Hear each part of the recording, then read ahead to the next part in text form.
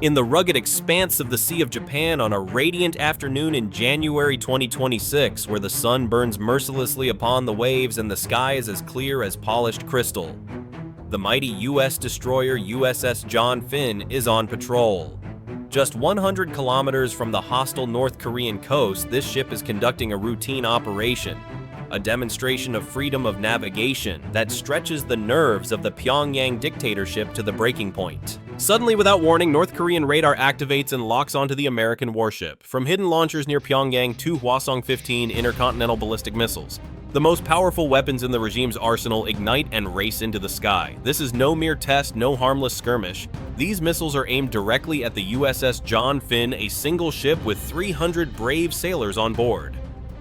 Pyongyang's calculated strike, two gigantic ICBMs capable of carrying nuclear warheads intended to annihilate the ship, slaughter the crew, and bring America to its knees. An act of pure aggression meant to terrify the world, proof that North Korea can strike the US Navy anywhere whenever it chooses. The enmity between the two nations, which has simmered like a seething volcano beneath the surface for decades, explodes here in a firestorm of destructive fury. Kim Jong-un, the unpredictable leader who has already issued countless threats, sees this attack as a chance to demonstrate his power and humiliate the USA, a risky gamble that puts thousands of lives at stake and could bring the world to the brink of a nuclear inferno. However, North Korea has committed 4 deadly mistakes that reveal their arrogance and hatred of the West. First, Aegis destroyers like the USS John Finn are specifically designed to shoot down ballistic missiles, even ICBMs, in their full force. Second, the ship had just completed advanced missile defense tests, its systems up to date and ready for the ultimate conflict. Third, 2 U.S. Air Force B-1B bombers were already circling 100 kilometers away in the air, heavily armed and prepared for anything. Fourth, at the moment of launch, 11 North Korean missile facilities were already marked as targets, ready for immediate destruction. In just 36 breathtaking minutes, both missiles were intercepted in space and 11 launch sites were reduced to rubble and ash. North Korea's ICBM program. Set back by at least 5 years, perhaps paralyzed forever. This is the story of an epic clash, a battle that tests the limits of technology and hatred, a narrative of revenge and triumph that leaves the world breathless. The mission and the threat. Imagine the Sea of Japan, a theater of endless tension where the US Navy has patrolled for years to monitor North Korean activities, ensure freedom of navigation, and protect allies like Japan and South Korea. The USS John Finn, named after a hero of Pearl Harbor, is one of the Navy's most advanced destroyers, equipped with the Aegis Baseline 9 combat system and SM-3 Block 2A interceptor missiles, which can eliminate ballistic threats in the vacuum of space. On the morning of that fateful day in January 2026, the ship left the Yokosuka Naval Base in Japan. The mission patrolled the Sea of Japan, monitor North Korean missile tests, and demonstrate presence. Commander Michael Chen, an experienced officer with nerves of steel, briefed his crew. North Korea is threatening missile tests this week. Intelligence indicates possible launches. We are here to observe and, if necessary, defend. What he kept from his crew, U.S. Strategic Command had intercepted North Korean communications unusual activity at several ICBM launch sites. Not just routine, but something larger, something more malicious, revealing the regime's hatred for America. The tension simmering since the Korean War reached a new peak. North Korea, isolated and paranoid, sees every U.S. ship as a provocation, a threat to its sovereignty, and plans a strike intended to shock the world. The attack begins. Around noon, the John Finn positioned itself 100 kilometers off the North Korean coast in international waters, a lawful patrol area. Suddenly, at approximately 12:45 p.m., Japanese self-defense radars detected movement at a North Korean missile base near Pyongyang. 2 Hwasong-15 ICBMs giants among missiles were rolled to the launch platforms, 3-stage monsters with a range of 13,000 kilometers, capable of reaching any point in the USA, nuclear-equipped, the ultimate symbol of North Korean aggression. An alert reached the John Finn 2 NK ICBMs being prepared for launch. Destination unknown. Remain in defensive posture. By 1:15 p.m., both missiles stood vertical on the platforms. Fueling began, a clear sign of an imminent launch. But something was different. Something ominous. The orientation of the launch platforms did not point toward the usual test areas in the empty Pacific, but southeast directly into the Sea of Japan, exactly toward the patrol area of the USS John Finn. U.S. Space Force satellites with infrared sensors and high-resolution cameras tracked every movement. Trajectory adjustments were detected a direct attack on a U.S. warship, an act of sheer hatred elevating the enmity between Pyongyang and Washington to a new level.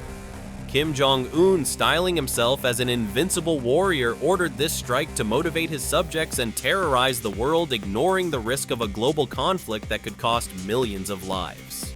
Engagement in space, around 1:35 p.m. Strategic Command alerted the John Finn, warning NK missiles appear aimed at your position. This may not be a test. Prepare for engagement. You have clearance for defensive measures. Commander Chen reacted instantly. General Quarters, all hands to battle stations. This is not a drill. North Korean ICBMs may be targeting this ship. Activate all missile defense systems. Ready to engage. The Aegis system of the John Finn came to life. The SPY-6 radar, the most advanced in the world, scanned the sky. SM-3 interceptors sat in the vertical launch cell's combat systems armed. The tension on board was palpable. 300 sailors who knew they were in the crosshairs of a mad regime that hates the West and is ready to sacrifice everything to win. In Pyongyang's command bunker, the North Korean launch control gave the final countdown. The order was clear. Fire both missiles at the American destroyer, show them our power. Demonstrate that we can hit their ships anywhere. A moment of pure malice culminating years of hate propaganda. Then, at approximately 1:52 p.m. in January 2026, the two Hwasong-15 missiles launched. Massive flames flared up. Thunder echoed through North Korea. Both missiles rose on pillars of fire, accelerating rapidly. Within seconds, they were detected by multiple systems. U.S. Space Force satellites registered the infrared plumes. Japanese radars detected the launch immediately, and South Korean early warning systems locked on. The John Finn's SPY-6 radar tracked them from the moment of ignition. 15 seconds later, the combat system calculated the trajectories. Both missiles were aimed directly at the John Finn's position. Impact in 6 minutes. Commander Chen confirmed. Hostile launch confirmed. 2 ICBMs inbound targeting the ship. Engage with all defensive systems. Fire interceptors now. At 1:53 p.m., 2 SM-3 Block 2A interceptors launched from the John Finn's forward cells. These were no ordinary missiles. 3-stage interceptors developed to destroy ballistic missiles in space using kinetic kill vehicles and hit-to-kill technology, a joint masterpiece of the USA and Japan, the most advanced missile defense system in existence. Both interceptors raced into the sky, accelerating to Mach 15, heading toward the ICBMs in their mid-course phase. By 1:54 p.m., the North Korean missiles were 200 kilometers high above the atmosphere in the vacuum of space, still accelerating. At 1:55 p.m., the first SM-3 reached the necessary altitude. The kill vehicles separated small maneuvering thrusters, adjusted the trajectory, and infrared sensors locked onto the target. At 1:56 p.m., 300 kilometers above the Earth, the first interception occurred. The SM-3 kill vehicle, traveling at Mach 15, collided with the first North Korean ICBM at Mach 20. The combined impact speed, 25,000 kilometers per hour. A massive boom in space. The first Hwasong-15 shredded into a cloud of debris, an explosion that made the stars tremble. 30 seconds later, the second SM-3 engaged the second ICBM, a direct hit, mid-course intercept, perfect execution. Both North Korean ICBMs were eliminated before they could enter the descent phase. Debris rained harmlessly into the ocean hundreds of kilometers from the John Finn. At 1:57 p.m., Commander Chen reported both missiles destroyed, threat eliminated. All hands stood down from general quarters. Prepare damage assessment. No casualties, no damage. 2 ICBMs worth $100 million each, destroyed by 2 interceptors worth $30 million each. A triumph of technology over hatred. The counter-strike Operation Steel Rain. But the story does not end there. The counterattack was already underway, an act of merciless retaliation fueling the hatred between the nations further. North Korea had fired nuclear-capable ICBMs at a U.S. warship, not a test, but an act of war. The response total and devastating. As early as 1:53 p.m., while the SM-3 interceptors were still ascending, U.S. Strategic Command authorized a massive counterstrike. Two U.S. Air Force B-1B Lancer bombers called Bone 01 and 02 received the flash alert. North Korea has fired ballistic missiles at a U.S. Navy ship. You have clearance for immediate strike on all NK ICBM facilities. Target package transmitted weapons free. These bombers had already been circling the Sea of Japan for 3 hours, a standard deterrence patrol fully armed waiting for exactly this scenario. Each carried 24 JASSM-ER cruise missiles, a total of 48 missiles with a 1,000-kilometer range, stealthy and precise. At 1:54 p.m., the internal weapon bays opened. 48 JASSMs dropped fuses, activated wings unfolded, and autonomous flight began. The targets, the 2 launch sites that fired the ICBMs, 4 ICBM assembly plants, 3 missile storage bunkers, and 2 launch control centers. 11 facilities, the entire ICBM infrastructure in western North Korea. Flight time to targets 32 minutes. The B-1Bs were not alone. At 1:55 p.m., 6 U.S. Air Force F-15E Strike Eagles launched from Kadena Air Base in Okinawa, each loaded with 12 precision-guided bombs, a total of 72 weapons. Their targets, North Korean radar installations and air defense systems protecting the missile bases. At 1:57 p.m., 4 South Korean F-15K Slam Eagles joined, authorized by the South Korean president to strike North Korean missile facilities threatening the peninsula. Each carried 8 GPS-guided bombs and additional 32 weapons. The conflict escalated, South Korea suffering under North Korean threats, struck back, driven by decades of enmity where brothers became enemies. At 2:00 p.m., the U.S. submarine USS Michigan and Ohio class surfaced briefly in the Sea of Japan and received strike authorization. Michigan weapons free. Target North Korean ICBM support infrastructure. Eliminate all designated facilities. This submarine, converted into a pure strike platform, carried 154 Tomahawk cruise missiles. At 2:02 p.m., it fired 60 Tomahawk's vertical underwater launch missiles, breaking the surface engines, igniting flying low toward the North Korean coast. At 2:05 p.m., 2 U.S. Air Force B-52 Stratofortress bombers from Guam entered the strike area, each with 36 JDAM-guided bombs, another 72 weapons. Their targets, North Korean military commands that had authorized the ICBM attack. The combined strike package, 48 JSM-ER from the B-1Bs, 60 Tomahawks from the submarine, 72 JDAMs from the US F-15Es, 32 GPS bombs from the South Korean F-15Ks, and 72 JDAMs from the B-52s, a total of 284 precision weapons, all aimed at North Korea's ICBM program. A hurricane of destruction, answering the regime's hatred with fire and steel. The aftermath.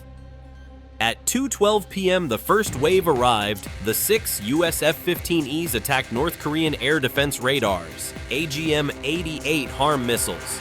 Anti-radiation weapons homing on emissions destroyed 12 North Korean radar installations in seconds. SAM batteries were blinded, helpless against the coming strikes. At 2:15 p.m., the South Korean F-15Ks hit 32 precision bombs on observation posts, coastal radars, and early warning stations. The entire air defense network in western North Korea was wiped out. At 2:24 p.m., the 48 JASSM missiles reached their targets. Launch Site Alpha, where the first ICBM started, was hit by 8 missiles. Mobile launcher destroyed support vehicles, obliterated control trailers, demolished fuel depots, exploded the entire site, eliminated in an inferno. Launch Site Bravo, 8 missiles, same devastation. The Sohae Satellite Launching Station. North Korea's primary space facility, also used for ICBM tests, was hit by 12 JASSMs. The launch tower collapsed, the assembly building was flattened, and fuel processing exploded in a massive fireball. The Sanam-dong ICBM assembly factory, where Hwasong-15s are produced, 10 missiles. Production halls, collapsed equipment, destroyed assembly lines, obliterated. At 2:26 p.m., the 60 Tomahawks from the USS Michigan hit deeper targets. 3 underground ICBM storage bunkers near Hwasong were hit by 20 Tomahawks. Entrances collapsed. Reinforced doors penetrated and stored missiles destroyed by pressure waves. An estimated 6 Hwasong-15 ICBMs eliminated. 2 ICBM launch control centers. 12 Tomahawks, each command bunkers penetrated, communications destroyed, officers inside killed.